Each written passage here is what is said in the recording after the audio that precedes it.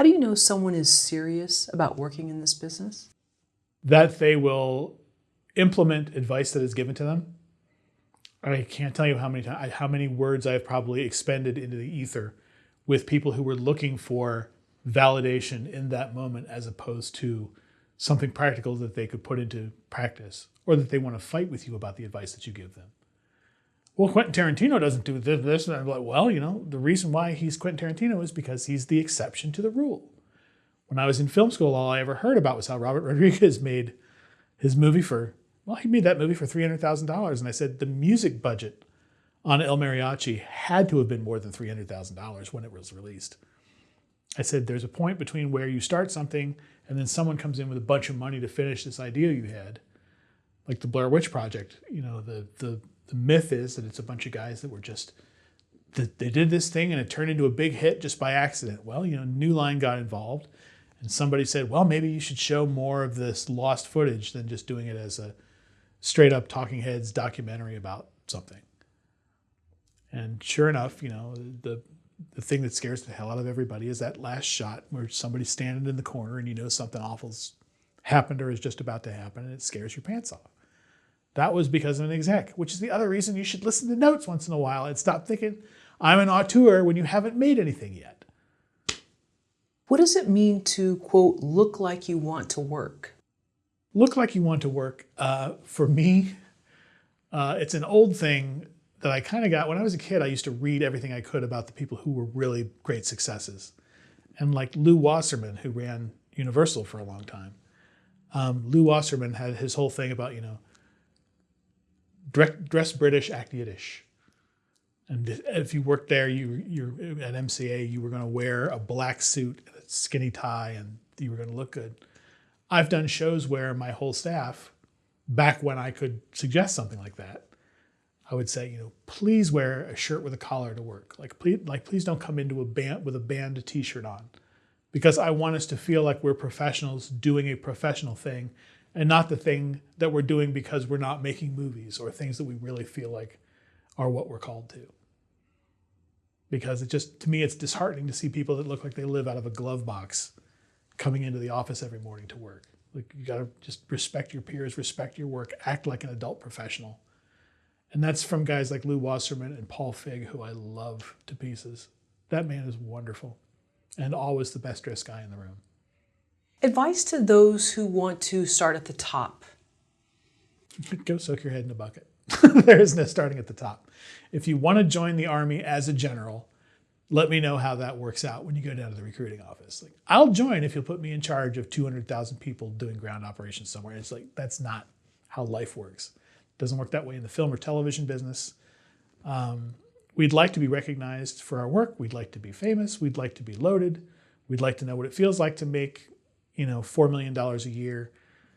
But there's a long road to get there. And I just had a conversation with a good friend about that today, who was talking about, she said, I don't really know what to do with my life. And she says, I'm your age and, everything is sort of worked out for you. Didn't say it in so many words. It was more like and I just like, what do I do? And I said, whatever you want to do. I said, find something that you know that you like. Find a job that's adjacent to that and do it for a year and see where that year shows you things. I thought for a while, between doing comic books and ultimately reality television, I said, I'm going to be a screenwriter. And I wrote every day, and I had so many spec scripts that were awful. I was doing what my friend Larry Katz used to tell me. He says, just get the mustard water out. It's like when you turn a tube of mustard over and it's like you get nothing but water on your sandwich. It's like so disappointing. It's like, just get the mustard water out and then just worry about where to apply the mustard. You got to get the mustard water out in your career, because you'll start in one direction and you'll start to see doors in that same hallway open to you and say, well, that's further down the hallway. That's close to the door at the end with the big star on it where you feel like you're somebody important. You got to just work your way down the hallway, and there's lots of doors and lots of offices and lots of other things you can do that are going to give you experiences that'll drive you to that. The more you know. When I started in reality television, I thought, I'm going to get stuck here. It's not a matter of being stuck. It's like I've become arguably like the guy to talk about story and structure in reality television. I've talked to Sid Field about it in my lifetime. I've had interactions with people who do all kinds of things. Ted Elliott, who wrote the Pirates of the Caribbean movie, said the most important thing about this business is understanding how your business works. You can't be in a business that you can't be bothered to learn how it operates. And that's good advice when you're getting started too. It's like, you got to learn about the business. Get up in the morning and, go through the HollywoodReporter.com, go through Variety, see who's making what so you can be conversational if you run into one of those people or somebody they're connected to. I heard you're working on this is a great conversation starter. Or how's it been going with XYZ? What kind of heart does it take to pursue this business? A sturdy one. It's super important to want to do what you do, but resilience is a huge part of it. And you can't act like people are actively I hear this conversation like, oh, nobody wants to read my script because the studios only want to do the things that are safe. And it's like, yeah, they're like, whatever you do, don't buy anything from Jeff. There are no meetings where they're plotting about how to keep you excluded. It's a business. We made a movie like this, and it made $60 million. We'd like to make some more mid-range movies like this with a safe return. So right now, we're going to buy movies that are like this. It's not like they're going to look at your thing and say, this in and of itself does not have merit and it's crap. It's not how it works. They'll read it and they'll go, this isn't what we're looking for right now. Like for me, I keep a thing called The Brick, which is every idea I've ever had for a reality TV show that I was unable to sell at the time that I created it. Put it in a 3-ring binder, come back to it later. And I keep The Brick and I hear, oh, somebody's looking for a shiny floor game show that's like this or something that's in the vein of that. And I can go to The Brick and I'll have something ready that I can go in and pitch. So I have multi-generational game shows. I've got takeoffs on things that were already successful. There was a show that I created last year it was basically, I really loved making it. I thought that was a great show. I don't know if you've seen it or if you're familiar with it. Nick Offerman and Amy Poehler do like a crafting show where the people compete to build these different craft projects. And I said, well, what if you cross that with, which is the best phrase to come to when you're jammed and your brain doesn't work, is it's like this and this at the same time. So I was like, well, what if we did Making It and Project Runway? And we did a show that was all about trying to figure out how to upscale clothing that you find in a thrift store to make it look contemporary. And every week you got to dig through this big pile of clothes and make something that somebody has to wear and show off. Like, that'd be fun. When not to pitch it? Oh, well, we're not really looking for shows like that.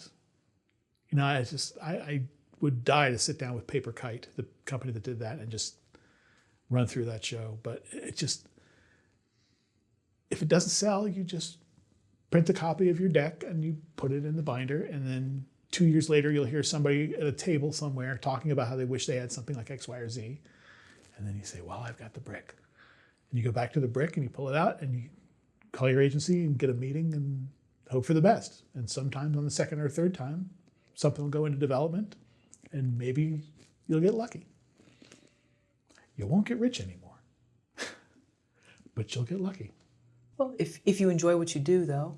That's right. Without sounding too cliche, but I mean, yes, money is important in LA. Yeah, but also it's that thing where the spirit of what we do, like this much validation goes to here. Like I've got a scripted series, the first time I've ever done an attempt at a scripted series. That's been very well received. I have some producers that I'm working with on right now and hoping that we'll be able to go out with it soon. It's based on one of my books. And it's like, it's a new stretch. It's someplace new to go. And just the validation of having someone say, that is an interesting idea. Like, it's like the carnival where like the lights run up to here and back down. You're just like, all I got to do is hit it hard enough again to get it to the bell. It'll happen. And it won't happen tomorrow, which is the other thing that I would tell people who are just getting in. This idea that like, I'm going to pull out a spec script, I'm going to mail it to somebody on a Friday that didn't ask for it, and then I'm going to hear about it on Tuesday.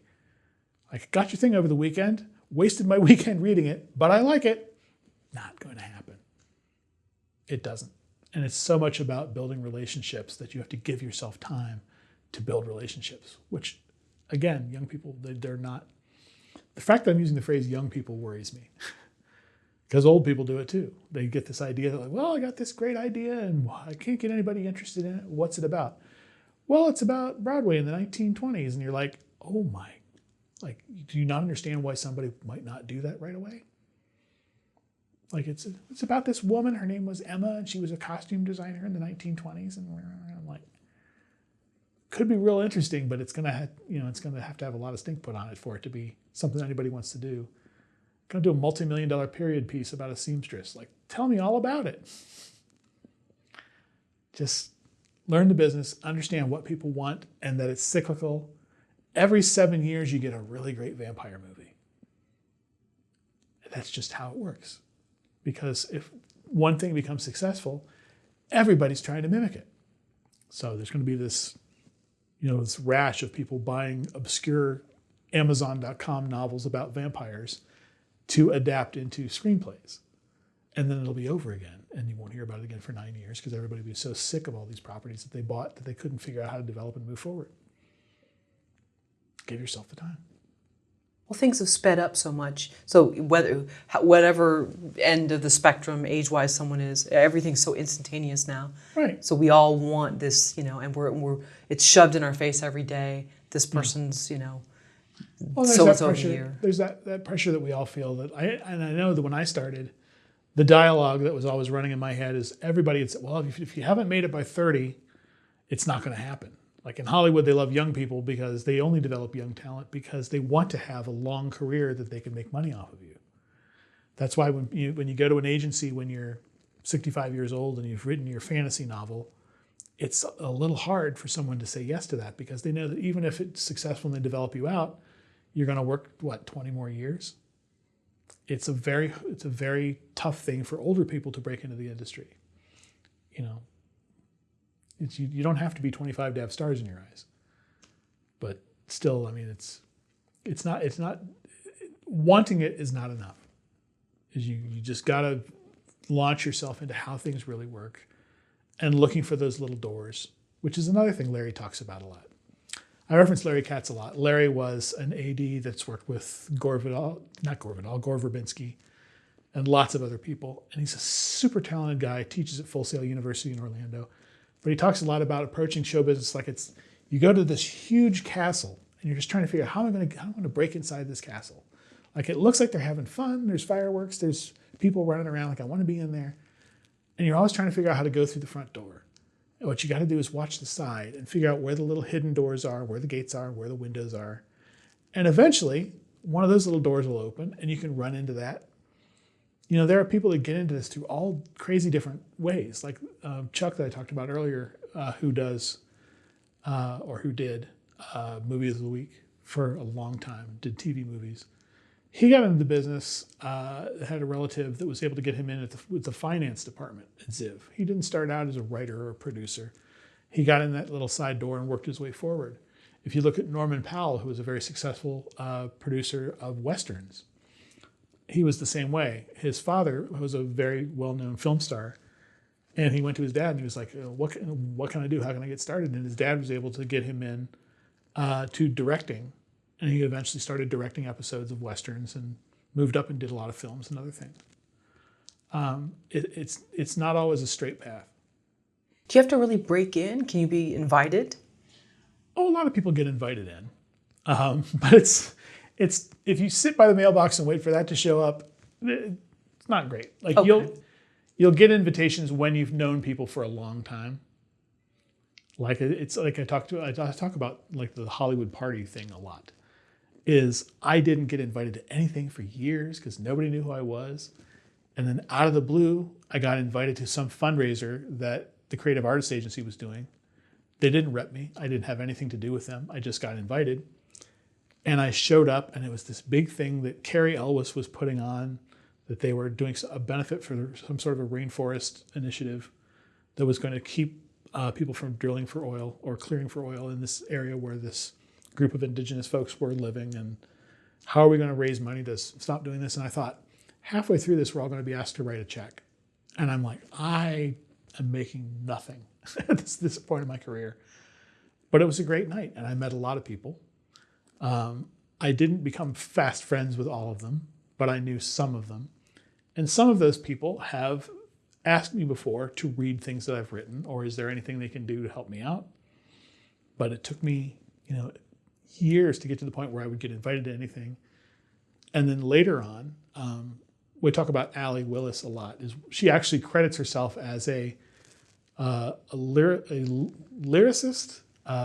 and Hollywood party thrower, technologist, all these other crazy things. She's like a multi-hyphenate. But she's proudest of being able to throw parties, because what she does is she loves connecting people who will then go off to do other things or potentially bring her on to do other stuff. And she had a wonderful career that all sort of worked through that way. She started out at Columbia Records in New York. She was an assistant who then ended up writing liner notes, who then left the company and tried to get a recording contract with them, did one album called Child Star that was not the best received album ever. It's a wonderful listen, but it was one of those things where it was a very personal effort that didn't just register like popular music would. And she got those opportunities because people liked her. So if someone is invited to, let's say, a fundraiser or something where they know, like, this is worth my while to go, Yes. I may or may not be able to contribute, how should one conduct themselves? I would tell you, when you go to a party like that, and there are big names everywhere, they are not there for you to run up and go, my name's Paul and I have this really great idea for a thing and blah, blah, blah. Or, oh, I love that movie you made 15 years ago and it's so great. Whatever you do, don't walk up to someone and go, you saved my life. That is everybody's favorite phrase. You saved my life and you don't even know it. These people get that on the street all the time. You are in a space where everybody in that space should be safe for them to interact with. So I like to go to people and say, oh, I know you. You're a friend of, like, even if I know who they are, I'll say, like, I met John Cryer at a Ralph's once, which is not nice. a big deal. I think he's a great actor and a neat guy. And I had just been at a play the week before, and I saw him there with an actress named Paget Brewster, who is somebody that I also enjoy. And I turned to him and I said, oh, I know you. I said, you're Paget's friend. I met you at the show at the Steve Allen Theater last week. And he goes, oh, hi, I'm John. I was like, no, I mean, I know who you are. I just remember you as a friend of Paget. I said, I didn't want to come up and go, oh, you're John Cryer. I figure you get that all the time. He's like, oh, yeah. I said, I'm actually going over to hang out with her right now. So remembering, like you said, a safe space. So we're not there to pitch. Their IMDb doesn't really exist. Right. It doesn't exist. It's worry about making a personal connection that's just like, oh, so-and-so, I'm taking acting classes with this person that you studied with in 1970. Or I know like this tangential thing about you that connects the two of us. Have a genuine conversation, circle around, meet them at the end of the night, and whatever they say, don't react badly to anything someone says. There's an A-list comedy star who is with a glowing halo around it that I met at a Christmas party years ago. And the interaction we had, I said, oh, hi, so-and-so. And I said, I've really liked you in such and so. And he says, oh, are you in the business? And I said, yes. I said, I work in reality television. And he said, oh, and then got real quiet. And then he punched me on the shoulder and said, someday for you, buddy. And I was like, dude, I have more completed projects than you do. Like in the number of hours, I had probably done 10 times the amount of time he spent on screen in a movie. Someday for you, buddy, was really offensive. Like it was not a blow off. It was oh, you're not really doing what I do. But, yeah. You can't internalize that. The fact that I'm remembering this story 10 years later makes me feel awful. And I will never tell anybody who it was. Sure. But it's just that whole thing where it's just like, if you have a sour interaction with somebody, that's on you. Whatever happened, however they reacted to you, whether they were right or wrong, it's a thing that happened in that moment. And you are not at a point where you can afford to have grudges when you're starting out. You're just going to be like, oh, well, that's a funny story that I'll tell in 10 years when I've cooled off. And is there a hazing? Is there a toughening up? There can be, but mostly with people you don't want to work with. most people I know who are very serious and adult and professional are super accommodating and very nice. I have a friend of mine who is an audio mixer who, when he was doing the final pass at Bridesmaids, said, why don't you come down to, we'll come down to Technicolor and we'll go out and we'll grab some lunch. And when we came back, Paul Fig was there to sit in on the mix. And I introduced myself to him. I said, I'm a friend of Mark's. I said, I wish I would have worn a better suit. I said, I feel like Herb Tarlick from WKRP in Cincinnati. I said, that is such a beautiful suit. And I'm here in this crummy blazer. I said, you just look like $1 million. Oh, thank you. And we don't interact that often, but when we do, it's always very pleasant. And he's a nice guy. And it turned out later on that he was a friend of my friend Allie that I talk about all the time. So one more thing we have in common. My book came out. I sent a box of them over to his office. If anybody might enjoy this, I don't expect him to read it. It's that thing where, I'm just trying to figure out how to keep in touch with people. Which, I'm so sorry, tangent. Send people cards. Anybody you've met that you feel an affinity with, send them a card when some new project comes out, just to let them know that you still think about them. I worked with Sean Hayes from Will and Grace one time on a show called Hollywood Game Night. And I still, whenever I see he's got something new, especially if it's something independent or small, I just saw Lazy Susan, which was a very strange movie that he's in. Very funny. So, I just saw Lazy Susan, I didn't even know that this was something that you had worked on. It just popped up on my Netflix and I loved it. And just drop a note in the mail. And that way, hopefully, the next time I bump into him, which 5 years from now, 10 years from now, I'll still be able to say, I sent you a card after Lazy Susan. And he'll go, I remember. He's the guy with the weird jackets and the crazy glasses that used to work on Hollywood Game Night. You might see him in the produce section at Ralph's. It could happen. I don't have the best time with produce sections at Ralph's. I mistook a very popular actor named George Weiner, who has worked forever. He's been in a lot of Mel Brooks films. I met him in the men's room at Musso and Frank once, and my brain shorted out, and I said, excuse me. I said, aren't you Ron Liebman, who's another actor? And he said, no, I'm not Ron Liebman, but he's a friend of mine, and I thought he was pulling my leg. And I said, well, then I won't say anything about Where's Papa. And this is the really weird part. George Weiner wasn't in Where's Papa. It was Ron Liebman. He was just wearing glasses similar to the ones that George was wearing at Musso and Frank, these sort of oversized Dior-style glasses. Years later, I ran into him at Ralph's. And I said, this is a funny story, but I owe you an apology. And he said, no, you don't. He says, I've told that story for years. Oh, wow. About this guy that kept telling me that thought I was lying to him when I told him I wasn't Ron Liebman. And I'm like, oh, good. Now we have a funny story. So you made an impression in the men's room. I made an impression. Yeah. Not a great one, but at least a funny one.